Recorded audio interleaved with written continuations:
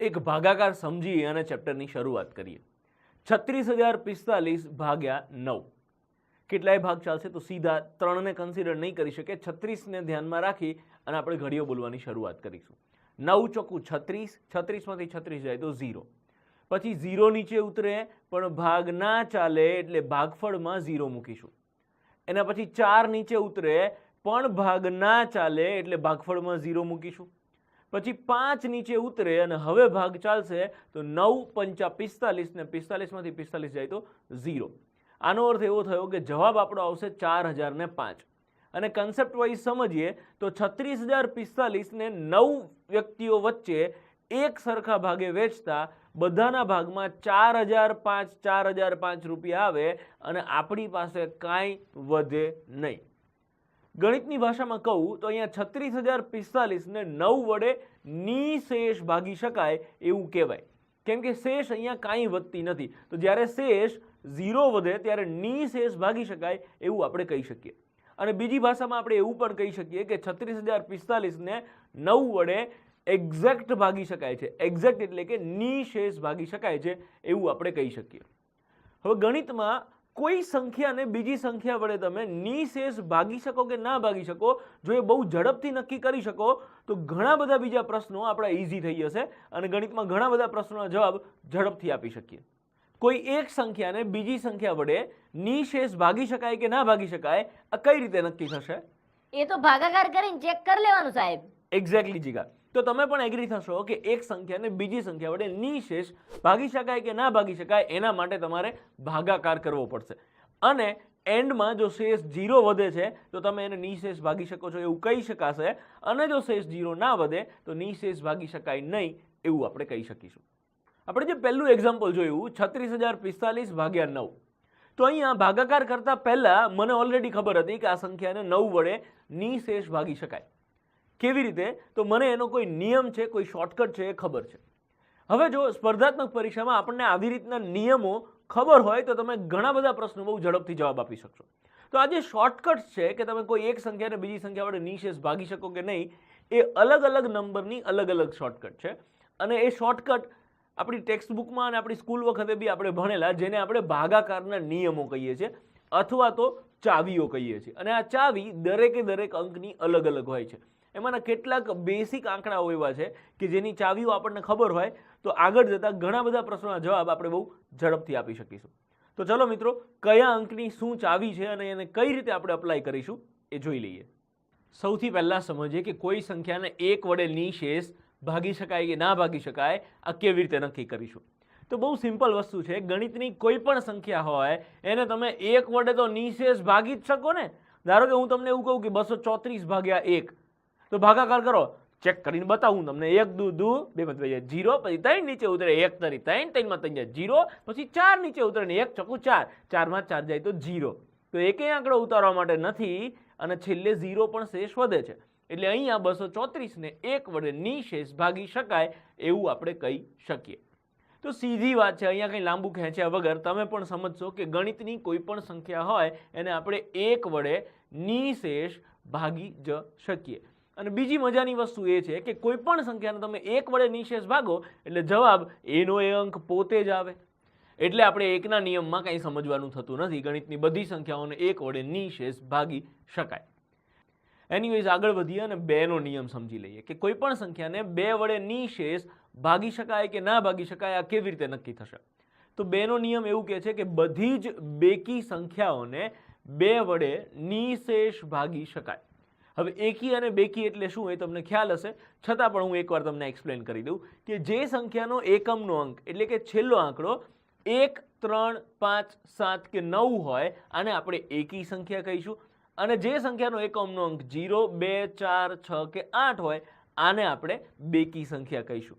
તો 2 નો નિયમ છે કે બેકી સંખ્યા હોય એટલે કે જેનો છેલ્લો આંકડો 0, 2, 4, 6 કે 8 હોય આવી સંખ્યાને આપણે 2 વડે નિશેષ ભાગી શકીશું। 2 એક્ઝામ્પલ સમજીએ એટલે તમને વધારે સારી રીતે ખ્યાલ આવે કે કયા અંકને ભગાય અને કયા અંકને ના ભગાય। હું તમને એવું કહું કે 236 ને 2 વડે નિશેષ ભાગી શકાય, તો કે હા ઓબ્વિયસલી લાસ્ટ ડિજિટ 6 છે એટલે બેકી સંખ્યા છે તો એને 2 વડે નિશેષ ભાગી શકાશે। અને હું એવું કહું કે 731 ને 2 વડે નિશેષ ભાગી શકાય, તો કે ના ભાગી શકાય, કેમ કે છેલ્લો અંક 1 છે એટલે આ એકી સંખ્યા છે, તો એકી સંખ્યાને 2 વડે નિશેષ ના ભાગી શકાય. 3 નો નિયમ અથવા તો 3 ની ચાવી. કોઈ પણ સંખ્યાના બધા જ અંકોના સરવાળાને જો તમે 3 વડે નિશેષ ભાગી શકો તો એ સંપૂર્ણ સંખ્યાને 3 વડે નિશેષ ભાગી શકાય. અને આ બધા અંકોનો સરવાળો, જેને આપણે અંક સરવાળો પણ કહીએ છીએ, તો જે સંખ્યાના અંક સરવાળાને 3 વડે નિશેષ ભાગી શકાય એ આખી સંખ્યાને 3 વડે નિશેષ ભાગી શકાય. ફર્સ્ટ એક્ઝામ્પલ છે 31,924. તો આને 3 વડે નિશેષ ભગાય કે નહીં એના માટે આપણે બધા જ આંકડાઓનો સરવાળો કરીશું. 3 + 1 + 9 + 2 + 4. તો 3 ને 1 4 ને 9 13 ને 2 15 ને 4 19. આનો ટોટલ થાય છે 19. તમે 19 ને 3 વડે નિશેષ ભાગી શકો? તો કે ના ભાગી શકાય, એટલે આખી સંખ્યાને આપણે 3 વડે નિશેષ નહીં ભાગી શકીએ. અને 19 ના બદલે તમારે એનો સરવાળો કરી દેવો હોય તોય ચાલે હજી, કે 1 ને 9 10, 10 નો પાછો સરવાળો કરો કે 1 ને 0 1. 1 ને 3 વડે ભગાય? તો કે ના ભાગી શકાય, એટલે આખી સંખ્યાને 3 વડે નિશેષ ના ભાગી શકાય. તમારે આ સરવાળો સિંગલ ડિજિટમાં ના લાવવો હોય અને 19 ને ધ્યાનમાં રાખી અને 3 નો નિયમ લગાવવો હોય તો લગાવી શકો છો. 39,621. તો આને 3 વડે નિશેષ ભાગી શકાય કે નહીં એ ચેક કરીએ ફટાફટ. તો બધા આંકડાઓનો સરવાળો કરીશું. 3 + 9 + 6 + 2 + 1. તો 3 ને 9 12 ને 6 18 ને 2 20 ને 1 21. ટોટલ થયો 21. 21 ને આપણે 3 વડે ભાગી શકીએ કે 3 + 7 = 21. તો આખી સંખ્યાને આપણે 3 વડે નિશેષ ભાગી શકીશું. આ તો આપણને કન્સેપ્ટ વધારે સારી રીતે સમજાય એટલે 5 આંકડાની સંખ્યાઓ લઈએ છીએ. જ્યારે આપણે દાખલાઓ ગણવાની શરૂઆત કરીશું ત્યારે આપણે 3 કે મેક્સિમમ 4 આંકડાઓની સંખ્યા હશે કે જેને 3 વડે નિશેષ ભગાય કે નહીં એ ચેક કરવાનું રહેશે. એટલે કે 4 આંકડાની સંખ્યામાં જ આપણે 3 નો નિયમ લગાવવાનો રહેશે. એટલે આપણી કેલ્ક્યુલેશન બહુ ઇઝી બની જશે. 4 નો નિયમ. જે સંખ્યાના છેલ્લા 2 અંકોને 4 વડે નિશેષ ભાગી શકાય એ આખી સંખ્યાને તમે 4 વડે નિશેષ ભાગી શકો. હું શું કહેવા માંગુ છું, ધારો કે હું તમને એવું કહું કે 12, તો આપણે 12 ને 4 થી ભાગી શકીએ? તો કે હા, 4 × 12. તો આ 2 અંકોને તમે 4 વડે નિશેષ ભાગી શકો છો. હવે એની આગળ તમારે જે આંકડા લખવા હોય એ લખો અને જેટલા આંકડા લખવા હોય એ લખો. તમે એ આખી સંખ્યાને 4 વડે નિશેષ ભાગી શકશો. ઇન શોર્ટ, આપણે ખાલી કોઈ પણ સંખ્યાના છેલ્લા 2 આંકડાઓને ધ્યાનમાં રાખવાના છે. જો એને તમે 4 વડે નિશેષ ભાગી શકો તો આખી સંખ્યાને 4 વડે નિશેષ ભાગી શકાય. 2 એક્ઝામ્પલ સાથે સમજીએ કે 39,216. તો 39,216 માં છેલ્લા 2 આંકડા છે 16. આને 4 થી ભગાય? તો કે હા, તો આખી સંખ્યાને 4 વડે ભગાય. ભાગાકાર કરીને ચેક કરવાની જરૂર નથી. સેકન્ડ એક્ઝામ્પલ, ધારો કે હું તમને એવું કહું કે 31,34. તો 31,34 ને તમે 4 વડે નિશેષ ભાગી શકો કે નહીં? તો છેલ્લા 2 આંકડા છે 34. 34 ને આપણે 4 વડે ભાગી શકીએ? તો કે ના, એટલે આખી સંખ્યાને 4 વડે નિશેષ ના ભાગી શકાય. અને બીજી અને છેલ્લી વસ્તુ સમજી લો. ધારો કે હું તમને એવું કહું કે 31,13. આ સંખ્યાને તમે 4 વડે નિશેષ ભાગી શકો? તો છેલ્લા 2 આંકડા અહીંયા ચેક કરવાની જ જરૂર નથી, કેમ કે છેલ્લા 2 આંકડા એ એકી અંકો છે. અને એક મસ્ત વસ્તુ સમજી લેજો કે દુનિયાની કોઈ પણ એકી સંખ્યાને કોઈ પણ બેકી સંખ્યા વડે નિશેષ ભાગી શકાય નહીં.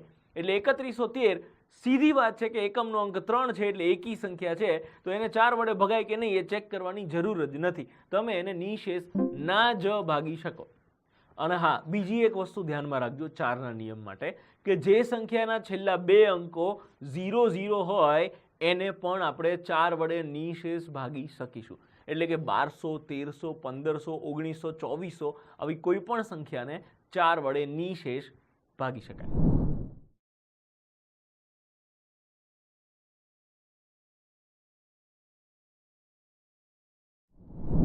5 નો નિયમ એકદમ ચકલી જેવો નિયમ છે કે જે સંખ્યાનો છેલ્લો આંકડો 0 હોય અથવા તો 5 હોય એને તમે 5 વડે નિશેષ ભાગી શકો.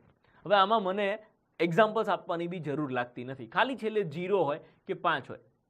હાલો તો એ સમજાઈ દઉં કે 3955 તો ભગાય, ઓબ્વિયસલી 5 છે તો ભગાય. 3260 ભગાય. 3451 તો ના ભગાય. 3752 ના ભગાય. 6 નો નિયમ મસ્ત નિયમ છે. અચ્છા, નિયમને હું મસ્ત નિયમ કેમ કહું છું એ આ ચેપ્ટર પૂરું થાય ત્યાં સુધીમાં તમને ખબર પડી જશે. 6 નો નિયમ શું છે? તો કે 6 નો પોતાનો કોઈ નિયમ નથી. 6 એટલે શું થાય? 2 × 3. તો 2 તરી 6 થાય એટલે આ 6 નો નિયમ બની ગયો કે જે સંખ્યાને 2 નો નિયમ લાગે, 3 નો નિયમ લાગે, એને 6 નો નિયમ લાગે. ફરી રિપીટ કરું છું કે જે સંખ્યાને 2 અને 3 આમ બંને અંકો વડે નિશેષ ભાગી શકાય એ સંપૂર્ણ સંખ્યાને 6 વડે નિશેષ ભાગી શકાય. 39 122 ને 6 વડે નિશેષ ભગાય કે ના ભાગી શકાય? તો એ ચેક કરવા માટે આપણે 2 અને 3 આ બંને અંકોના નિયમ લગાવીશું. તો પહેલા 2 નો નિયમ લગાવવાનો. 3 નો નિયમમાં સરવાળો કરવામાં થોડી વાર લાગે, રાઈટ? અઘરું નથી પણ થોડી વાર લાગે. જ્યારે 2 નો નિયમ એકદમ ચકલી જેવો છે. આંકડાને જોઈને ફટાક દઈને તમે કહી શકો કે આને 2 થી ભગાય કે ના ભગાય. જો 2 થી ના ભગાય તો પછી 3 થી ચેક કરવાની જરૂર જ નથી. તો સૌથી પહેલા આપણે 2 થી ચેક કરીશું. એટલે આનો સીધો અર્થ એવો થાય કે સંખ્યા બેકી હોવી જોઈએ. કેમ કે આપણે 4 ના નિયમમાં સમજ્યા કે કોઈ પણ એકી સંખ્યાને તો બેકી સંખ્યાથી નિશેષ ભાગી જ નહીં શકાય. એટલે કોઈ એકી સંખ્યા હોય અને 6 થી નિશેષ ભગાય કે નહીં એ ચેક કરવાની તો સેન્સ જ નથી બનતી. કેમ કે એ નિયમના આધારે બી કહી શકીએ, અને બીજી વસ્તુ કે એકી સંખ્યા હોય તો 2 થી જ ના ભગાય તો પછી 3 થી ચેક કરવાની જરૂર જ નથી. ઇન શોર્ટ આપણે એવું કહી શકીએ કે 6 નો નિયમ લગાવવા માટે એ સંખ્યા બેકી હોવી જરૂરી છે. આપણે ખાલી 3 નો નિયમ લગાવવાનો રહેશે. બેકી સંખ્યામાં 3 નો નિયમ લાગતો હોય તો એને આપણે 6 વડે નિશેષ ભાગી શકીએ. 39 122 ને 3 વડે ભગાય કે નહીં? તો એનો નિયમ છે કે બધા અંકોના સરવાળાને 3 થી ભગાય તો આખી સંખ્યાને 3 વડે નિશેષ ભાગી શકાય. તો 3 ને 9 12 ને 1 13 ને 2 15 ને 2 17 આનો સરવાળો છે 17. એને 3 વડે નિશેષ ના ભાગી શકાય, એટલે આખી સંખ્યાને 6 વડે નિશેષ નહીં ભાગી શકાય. સેકન્ડ એક્ઝામ્પલ સમજીએ. 36 312 બેકી સંખ્યા છે એટલે આપણે ખાલી 3 નો નિયમ લગાવીશું. જો 3 નો નિયમ લાગે તો 6 થી નિશેષ ભાગી શકાશે. 3 ને 6 9 ને 3 12 ને 1 13 ને 2 15 15 ને 3 વડે નિશેષ ભાગી શકાય, એટલે આખી સંખ્યાને 6 વડે નિશેષ ભાગી શકાય. 7 નો નિયમ. જે સંખ્યા આપેલી હોય અને આપણે ચેક કરવાની હોય કે એને 7 વડે ભગાય કે નહીં એ નક્કી કરવા માટે એ સંખ્યાના છેલ્લા આંકડાના ડબલ કરીશું અને આગળની સંખ્યામાંથી બાદ કરીશું.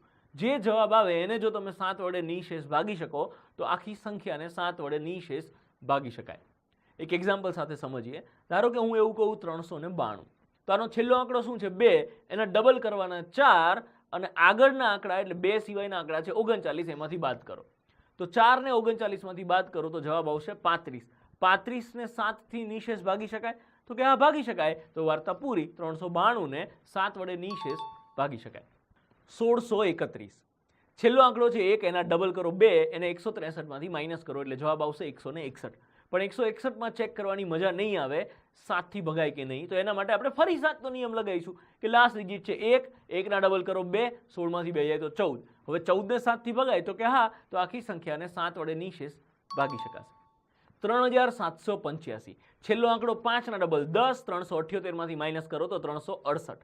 હજી મજા નહીં આવે તો આગળ ફરી નિયમ લગાવીશું કે છેલ્લો આંકડો 8, એના ડબલ 16, 36 માંથી 16 જાય તો 20. 20 ને આપણે 7 વડે નિશેષ નહીં ભાગી શકીએ, એટલે આખી સંખ્યાને 7 વડે નિશેષ ના ભાગી શકાય.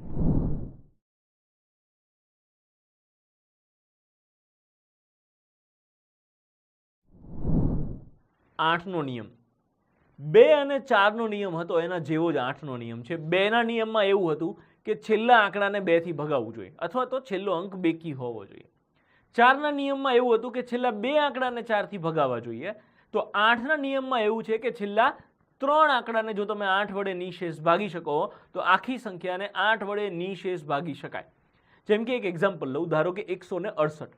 168 ને જો તમે 8 થી ભાગો તો તમે નિશેષ ભાગી શકો કે 8 દુ 16 અને 8 એકા 8. તો આ 168 ના આગળ હવે તમે કોઈ પણ અંક લખો અને ગમે તેટલા અંક લખો તો આખી સંખ્યાને તમે 8 વડે નિશેષ ભાગી શકો. 34 134 આને 8 થી ભગાય કે નહીં એના માટે આપણે છેલ્લા 3 આંકડા એટલે કે 134 ને 8 થી ભગાય કે નહીં એ ચેક કરીશું. હવે 134 ભાગ્યા 8 કરવાના બદલે અહીંયા એક સ્માર્ટ વે આપણે અપ્લાય કરી શકીએ કે 8 ના ભાગ પાડો તો 4 ગુણ્યા 2 એવા ભાગ પડે. તો જેમ 6 નો નિયમ છે કે 2 નો નિયમ લાગે, 3 નો નિયમ લાગે તો 6 નો નિયમ લાગે.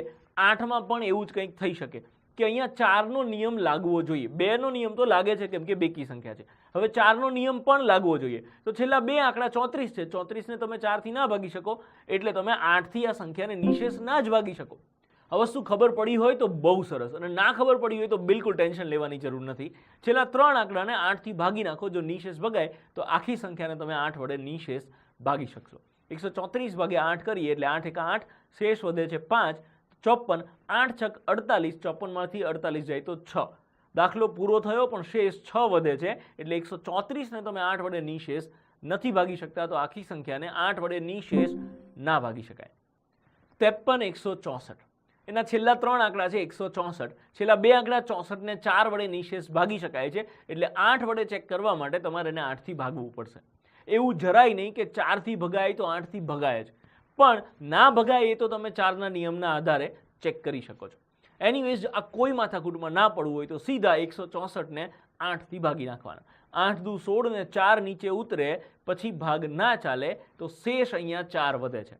એટલે આપણે કહી શકીએ કે જો 164 ને 8 થી નિશેષ ના ભાગી શકાય તો આખી સંખ્યાને 8 વડે નિશેષ ના ભાગી શકાય. અને એક ખાસ વસ્તુ ધ્યાન રાખજો કે કોઈ સંખ્યાના છેલ્લા 3 આંકડા 0 0 0 હોય તો પણ એને 8 વડે નિશેષ ભાગી શકાય.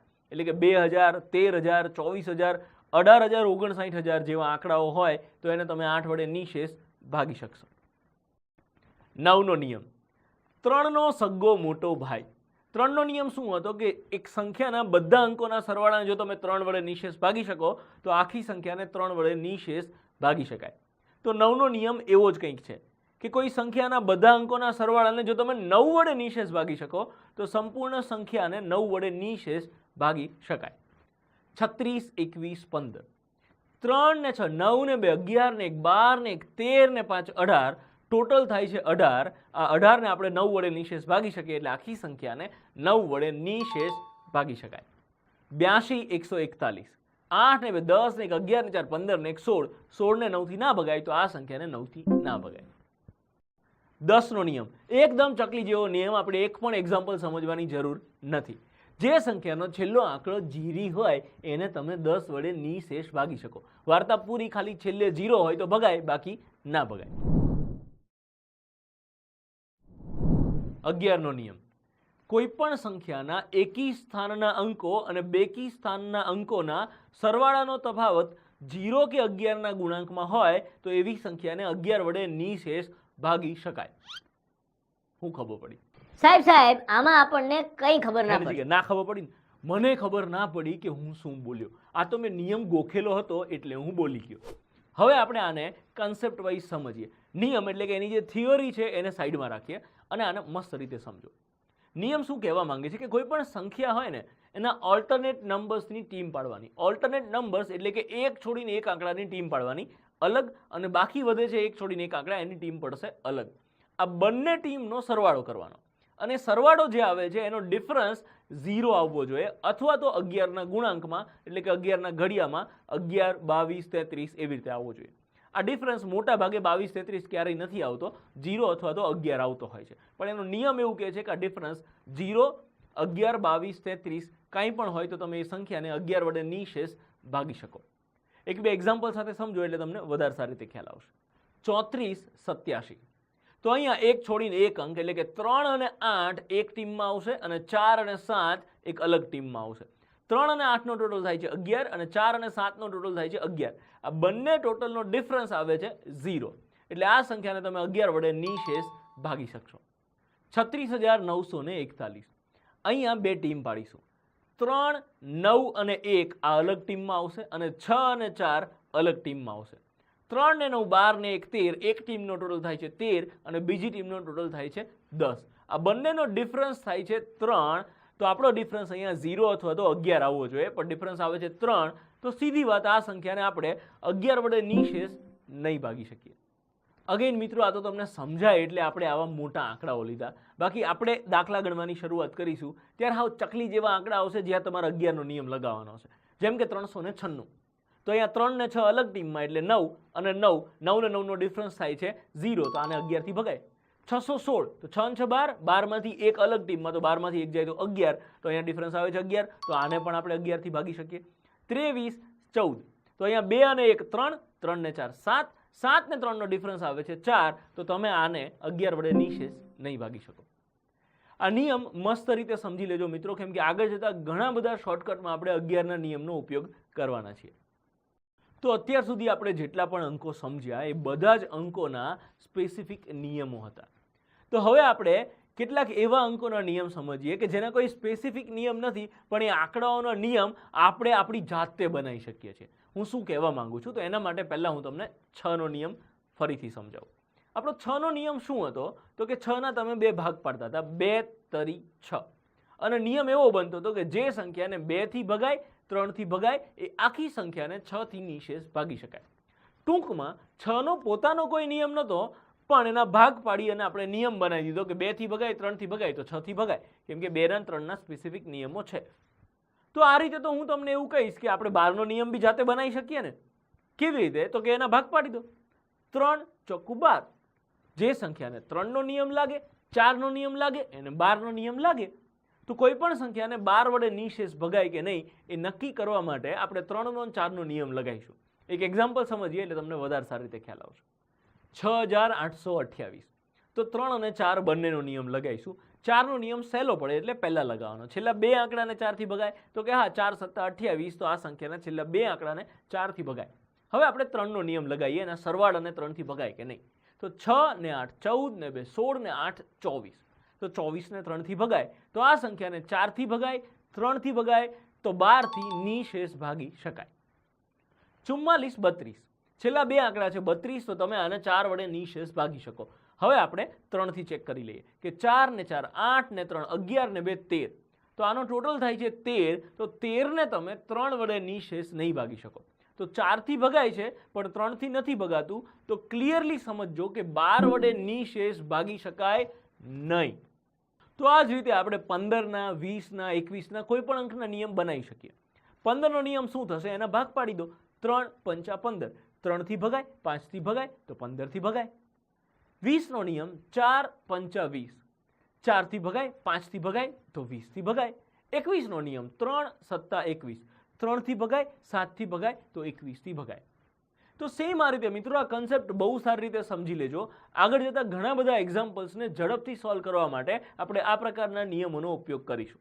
એટલે કે કોઈ સંખ્યા આપેલી હોય, એના ભાગ્યા 28 હશે, તો હું તમને સીધું એવું કહીશ કે 28 ના ભાગ પડે 4 સત્તુ 28, અને ઉપર આપેલી સંખ્યાને 4 વડે નિશેષ નથી ભાગી શકાતી, એટલે એને 28 વડે નિશેષ ના ભાગી શકાય. તો એ વખતે તમને ખ્યાલ આવવો જોઈએ કે હું શું કહેવા માંગુ છું. કેમ કે 28 ના ભાગ પડે 4 સત્તા 28, તો 28 નો નિયમ બની જશે કે જો 4 થી ભગાય, 7 થી ભગાય તો 28 થી નિશેષ ભાગી શકાશે. જો બેમાંથી કોઈ એક પણ અંકથી નિશેષ ના ભાગી શકાય તો એ સંખ્યાને 28 વડે નિશેષ ભાગી ના શકાય. અને એક ખાસ વસ્તુ ધ્યાન રાખજો મિત્રો કે તમે કોઈ પણ સંખ્યાના 2 ભાગ કરો છો તો આ બંને અંકો પરસ્પર અવિભાજ્ય હોવા જોઈએ. તો સાહેબ આ પરસ્પર અવિભાજ્ય એટલે શું વળી પાછું? એકદમ વ્યાજબી પ્રશ્ન જીગા તારો. આપણે અત્યારે બેસિક સમજીએ છીએ, પણ બિલકુલ ચિંતા ના કરો. આ કોર્સ પૂરો થાય એ પહેલા તમને પરસ્પર અવિભાજ્ય એટલે શું એ ડેફિનેટલી ખબર પડી જશે, અને પછી તમે ફરી આ વિડીયો જોઈ લેજો એટલે તમને એક્ઝેક્ટ આઈડિયા આવી જશે કે અહીંયા કવિ કહેવા શું માંગે છે. અને જો એવી ખબર ના પડે તો બિલકુલ ચિંતા કરવાની જરૂર નથી. આપણે એના ભાગ પાડીને એના અંદર એવો એક આંકડો હોવો જોઈએ કે જેનો ભાગાકારનો નિયમ આપણને ખબર હોય. કેટલાક એક્ઝામ્પલ સાથે સમજશો એટલે તમને વધારે સારી રીતે ખ્યાલ આવશે કે હું શું કહેવા માંગુ છું. એક લાસ્ટ એક્ઝામ્પલ સમજી લો. હું આ સમજાવું છું એ ખબર પડે તો બહુ સરસ, ના ખબર પડે તો બિલકુલ ચિંતા કરવી નહીં. ધારો કે હું તમને એવું કહું છું કે 9642 ભાગ્યા 28 આવે છે, તો હું 28 ના ભાગ પાડું 4 સત્તા 28, તો 4 નો નિયમ લગાવો. તો આ સંખ્યાના છેલ્લા 2 આંકડા છે 42. 42 ને 4 વડે નિશેષ ના ભાગી શકાય, એટલે હું ક્લિયરલી કહી શકીશ કે આ સંખ્યાને 28 વડે નિશેષ ના ભાગી શકાય.